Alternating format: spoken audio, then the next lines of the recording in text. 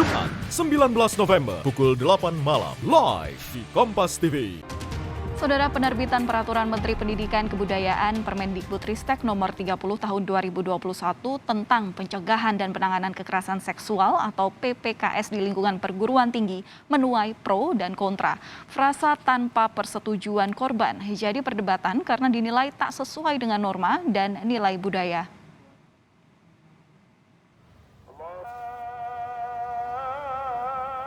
Terungkapnya kasus dugaan pelecehan yang dilakukan seorang dekan Universitas Riau terhadap mahasiswanya seakan menjadi bagian dari puncak gunung es atas deretan kasus kekerasan seksual yang terjadi di lingkungan perguruan tinggi yang selama ini tak terkuak ke publik.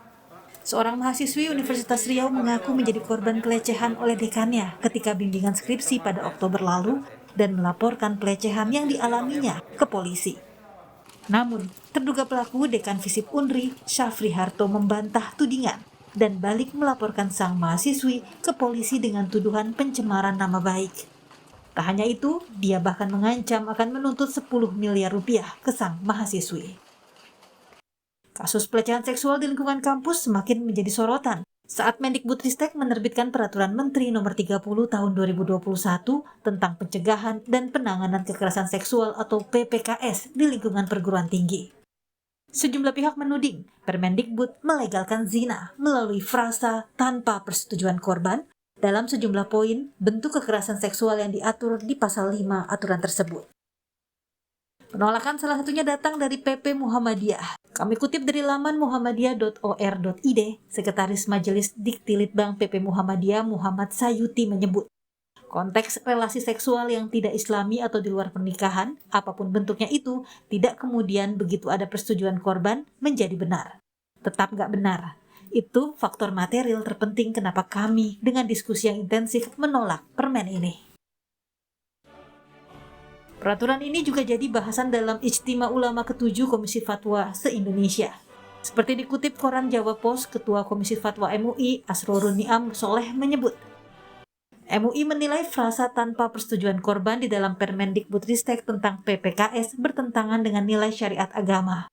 Selain itu, juga bertentangan dengan Pancasila, UUD 1945, peraturan perundang-undangan lainnya, dan nilai-nilai budaya bangsa Indonesia.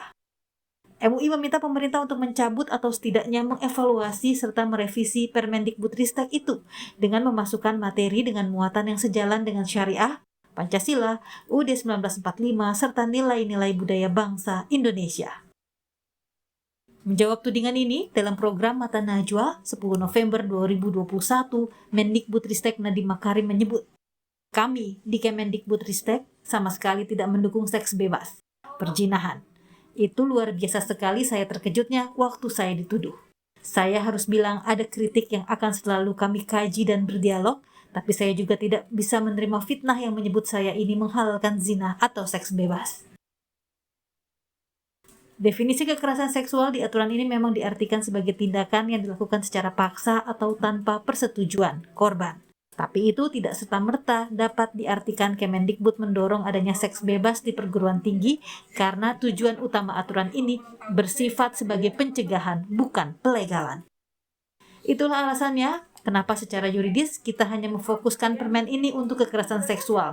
Pelegalan seks bebas sama sekali tidak ada dalam asas Permendikbud ini. Namun Menteri Agama Yakut Khalil Qomas justru mendukung penerbitan aturan ini. Menurut Yakut, aturan ini harus dilihat dan dipahami sebagai konteks pencegahan kekerasan seksual. Itu harus diletakkan pada konteks mencegah kekerasan. Ya, kita mendukung apa yang disampaikan oleh Kemendikbud, karena konteksnya adalah konteks mencegah kekerasan seksual.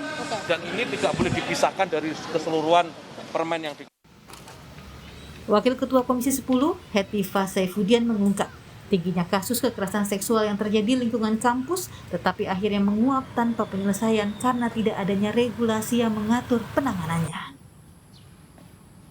Itu sebenarnya sangat sulit mendapatkan data yang akurat dan terbarukan.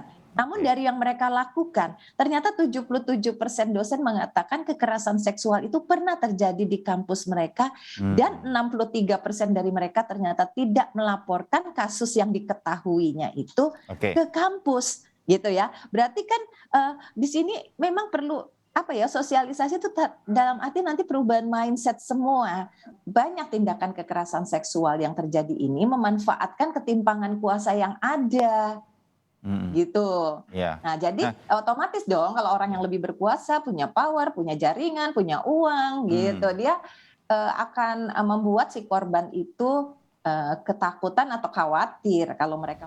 Komnas Perempuan juga memandang aturan Permendikbud ini juga bisa melindungi korban dari kriminalisasi ataupun stigmatisasi yang kerap dialami oleh penyintas kekerasan seksual.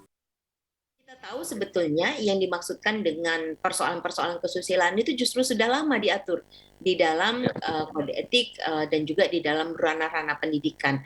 Jadi kalaupun Permendikbud ini memastikan soal bagaimana melakukan pencegahan dan penanganan pada sebuah tindakan seksual yang tidak disepakati oleh satu pihak, maka itu tidak sama dengan melegalkan sebuah tindakan lain yang dianggap sebagai persoalan sosial karena menobrak atau melanggar norma-norma sosial yang ada.